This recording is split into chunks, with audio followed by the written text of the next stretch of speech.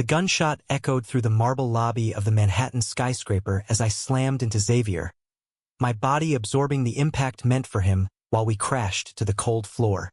In that split second of pure chaos, with sirens already wailing in the distance and the masked assailant fleeing into the crowd, I pressed my lips to his in a desperate, instinctive kiss that neither of us had seen coming. Blood trickled from a graze on my shoulder, but the pain barely registered. Xavier's eyes, wide with shock, locked onto mine as security swarmed the lobby of Apex Dynamics, the tech empire he had built from nothing. I was just Grant Thompson, the night shift gate guard who had noticed the suspicious van parked too long near the private entrance and acted on instinct. Now, with paramedics rushing in and cameras flashing from every direction, the kiss hung between us like an unexploded grenade. Hours later, in the sterile hospital room at Mount Sinai, Xavier sat beside my bed. His tailored suit rumpled for the first time I had ever seen. "You saved my life," he said quietly, voice steady despite the tremor in his hands. And then, that kiss. Why? I swallowed hard, the monitors beeping steadily. At 34, I had spent years perfecting the art of blending in at the gates, nodding politely to the billionaire who arrived in black SUVs every morning. But the truth was simpler and far more dangerous. I had been carrying a quiet torch for him since the day he personally thanked me for spotting a faulty security camera 6 months ago. Coming out in a conservative small town in Ohio had cost me my family years earlier, so I kept everything locked down here in New York. Adrenaline. I lied at first, then sighed. And maybe something I couldn't hold back anymore. Xavier ran a hand through his salt and pepper hair, his blue eyes searching mine. He was 42, the face of Forbes covers, the man who had never been photographed with anyone serious. My security team says the shooter was hired, someone who didn't want the merger with Technova to go through. But that kiss is already all over the news feeds. They're calling it a hero's moment, but we both know it's more. The next morning, headlines screamed, "Security hero saves CEO in dramatic lobby shooting." Buried in the comments were whispers. Did anyone else see that kiss? I was discharged with my arm in a sling, and Xavier insisted on driving me home himself in his private car, the city lights of Fifth Avenue blurring past. "Stay at my place tonight," he offered. "The press is camped outside your building. It's the least I can do." His penthouse overlooking Central Park was everything I had imagined.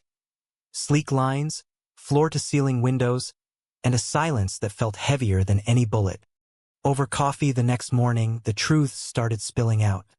Xavier had been married once, years ago, to a woman chosen by his old money family to keep appearances. The divorce had been quiet, but the pressure never left. "I've built an empire pretending to be someone I'm not," he admitted, voice cracking for the first time. "Board members, investors, my parents in Connecticut. They all expect the straight, single, workaholic CEO. But after yesterday, I can't pretend anymore." I told him about my own past then.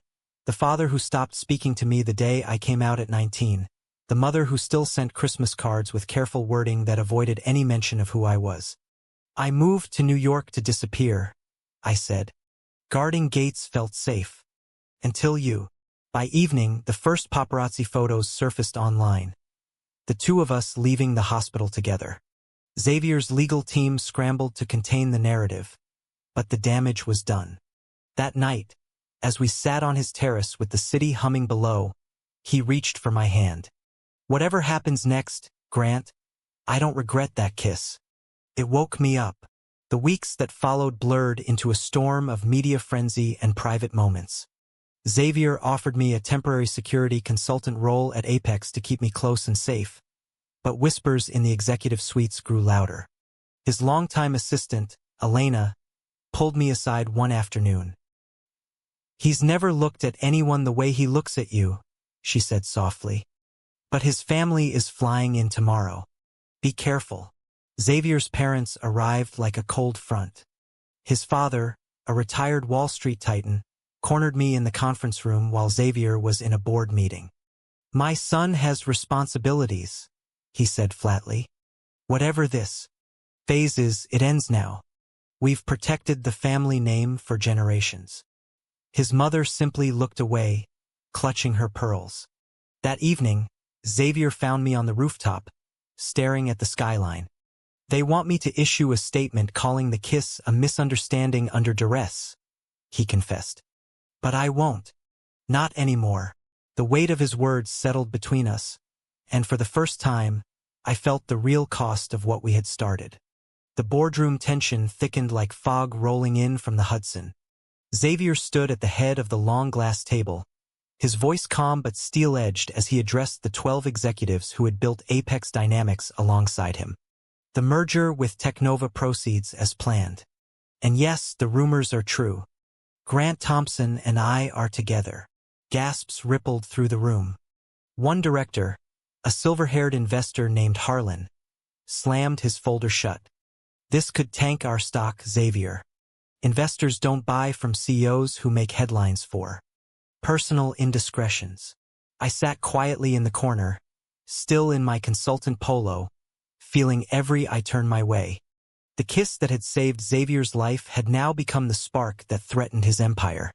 Later that afternoon, alone in his office, Xavier pulled me close. "I meant every word. But I need you to understand what this means. My family has already threatened to pull their trust funds. My sister called from Boston this morning, crying about how I'm destroying our legacy." We spent that weekend at his Hamptons estate, away from the cameras. Walking the private beach, Xavier opened up about the years he had spent dating women in public while quietly meeting men in hidden corners of the city. "I was terrified of losing everything I built," he admitted, the waves crashing at our feet. "But watching you take that bullet for me, it made me realize I'd already lost myself." My own past clawed its way back when my younger brother texted me a link to a tabloid article. "Dad saw this. He's not speaking to any of us now. Mom's asking if you're okay, but she won't say your name." The guilt hit hard.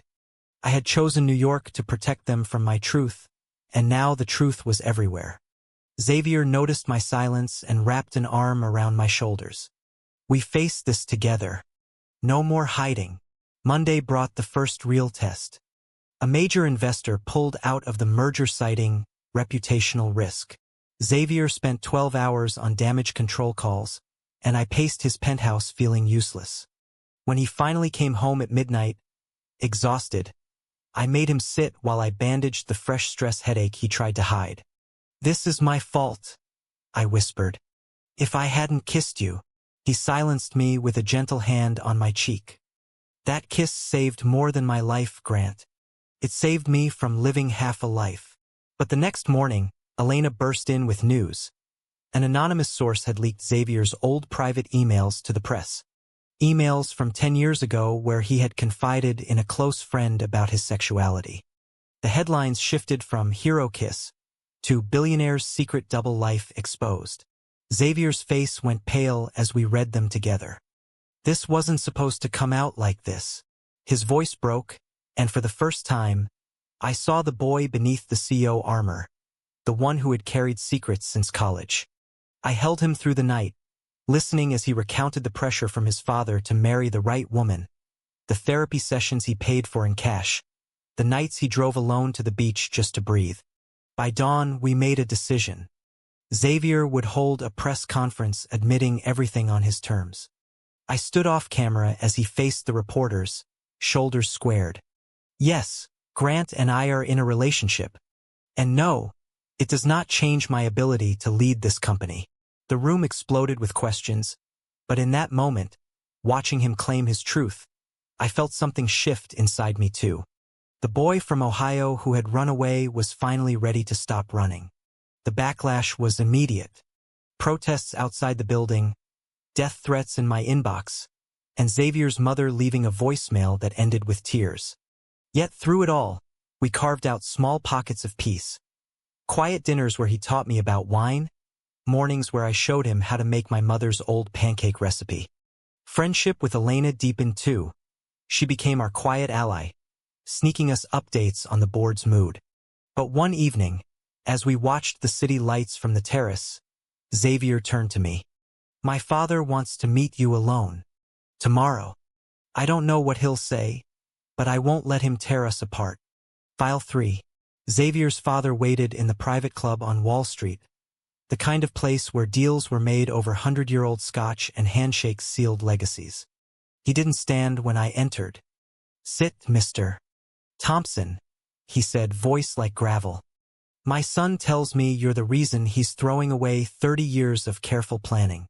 I met his gaze steadily, the sling finally off my arm but the scar still fresh. "I love your son, sir. Not his money, not his name. Just him."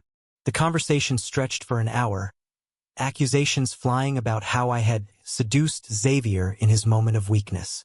But beneath the anger, I caught glimpses of fear, the same fear my own father had shown years ago. When I left, Xavier was waiting outside in the car. "He didn't convince you to leave, did he?" he asked, voice tight.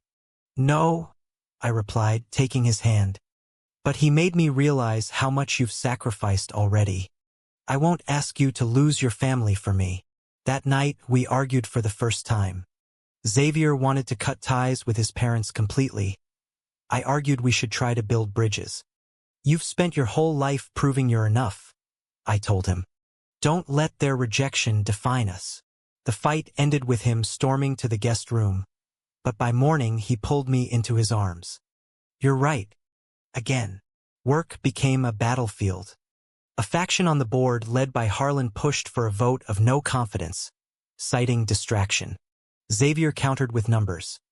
The merger was back on track, stock had stabilized after an initial dip, and employee morale was actually up because he had started an internal LGBTQ support group. I attended the first meeting quietly, listening to young analysts share stories that mirrored mine. For the first time, I felt part of something bigger than just protecting one man. Elena pulled me aside after one particularly brutal board meeting. "Harlan's digging into your past. Be ready." Sure enough, 2 days later, a private investigator's report landed on Xavier's desk.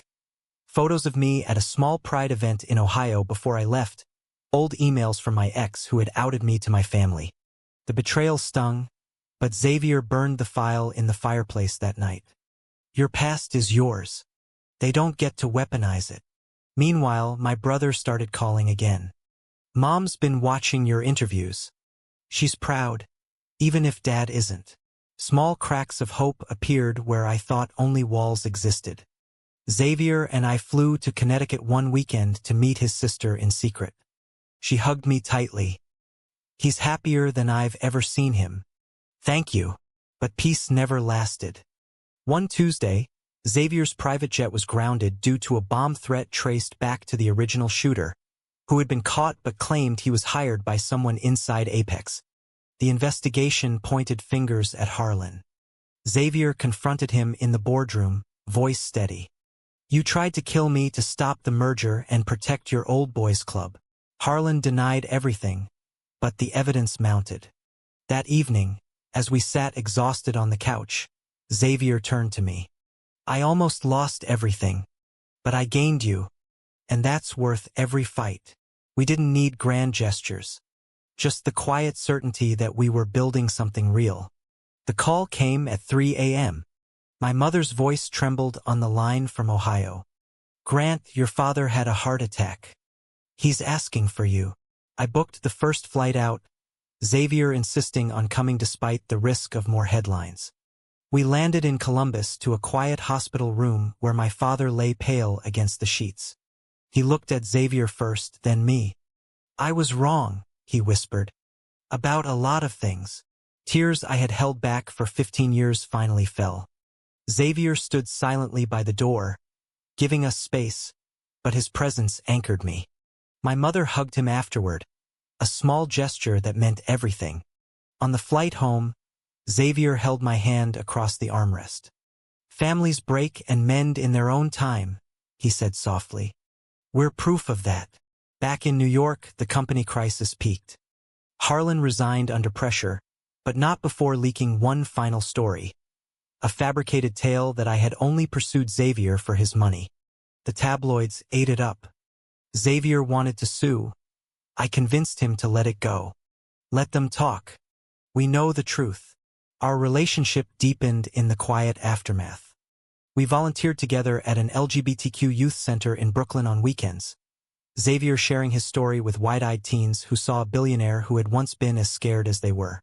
I watched him bloom in those moments, the guarded CEO giving way to a man finally free. One evening, walking through Central Park, Xavier stopped under the same oak where we had shared our first real date months earlier. "I have something to ask you," he said, pulling a small box from his pocket. Inside was a simple platinum band.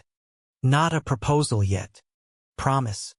To keep choosing us, no matter what comes next." I slid it on, the metal cool against my skin, and kissed him right there in the open, no longer caring who saw. But the universe tested us again.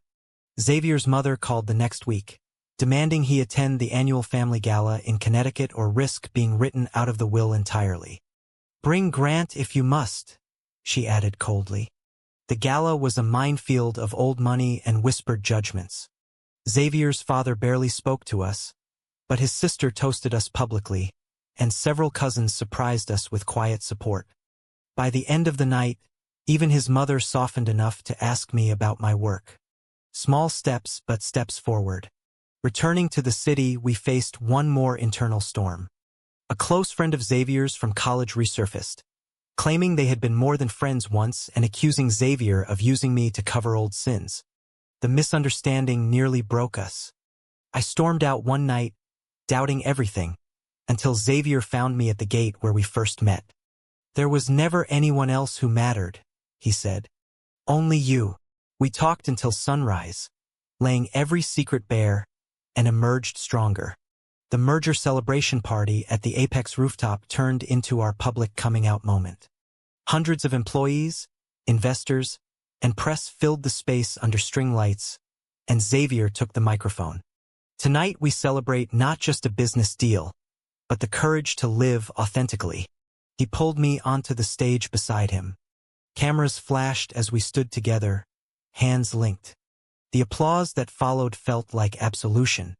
Yet victory brought new challenges. With the merger complete, Xavier faced pressure to expand internationally, meaning months of travel. I refused to become the stay-at-home partner. "I'll come with you," I insisted. "We build this life side by side." He agreed, and we started planning our first trip to London together. My family's healing continued too. My father sent a short email. "Proud of the man you've become." Simple words, but they mended years of silence. Xavier's family invited us for Thanksgiving. The table conversation stilted at first, but warming as stories were shared. His father even asked me about security protocols for the company, a tentative olive branch. Then came the real test. An old colleague of Xavier's from his married days leaked a private video from years ago, one that showed him in a compromising moment with a man. The internet exploded. Board members demanded Xavier step down temporarily. For 3 agonizing days, we holed up in the penthouse while lawyers worked. I watched the man I loved question everything he had rebuilt. "Maybe they're right," he whispered one night. "Maybe I'm too much of a liability." I took his face in my hands. "You saved me the day I saved you. Don't you dare give up now." We fought the narrative together, issuing a joint statement and sitting for a major interview where we spoke openly about love, identity, and resilience. Public support poured in, drowning out the hate. The board backed down. Through it all, our bond grew quieter and deeper. Late nights talking about dreams beyond the company. Maybe a foundation for LGBTQ youth. Maybe a quieter home upstate someday. Xavier started seeing a therapist openly, and I joined him for sessions, learning to release the last remnants of shame I still carried. One crisp December morning, Xavier surprised me with tickets to Ohio for Christmas. We spent the holiday with my family, my mother baking while my father and Xavier talked football like old friends. Standing in the snow outside my childhood home, Xavier turned to me. "This is what I want. Us, real everywhere." Spring brought renewal. The company thrived under Xavier's leadership, the foundation we started together already helping hundreds of young people find safe spaces. We bought a house in the Hudson Valley, a place where the city lights gave way to open skies and quiet mornings. On a warm May evening, Xavier led me to the garden we had planted together. Roses bloomed in every color, and he dropped to one knee among them. "Grant Thompson, you saved my life in every way that matters. Will you marry me?" The ring was the same platinum band, now engraved with our initials and the date of that first kiss. I said yes through tears, pulling him up into an embrace that felt like coming home. Our wedding was small and intentional. Family on both sides, Elena as best woman, a handful of friends from the youth center. Vows spoken under the same oak in Central Park where the promise ring had first appeared. No grand spectacle, just two men who had fought through bullets, boardrooms, and broken families to stand together. Months later, as we sat on the porch of our new home watching the sunset paint the river gold, Xavier turned to me. "Remember when I asked if that kiss was a mistake?" I smiled. "Best mistake of my life." We had grown in ways neither of us could have predicted. I no longer hid behind gates. I advocated openly. Xavier led with vulnerability, transforming his empire into one that valued people as much as profit. The journey had demanded every sacrifice, every hard choice, every moment of doubt. But looking at the man beside me, the life we had built, I knew it had all been worth it. True or false? True love always demands sacrificing your old life?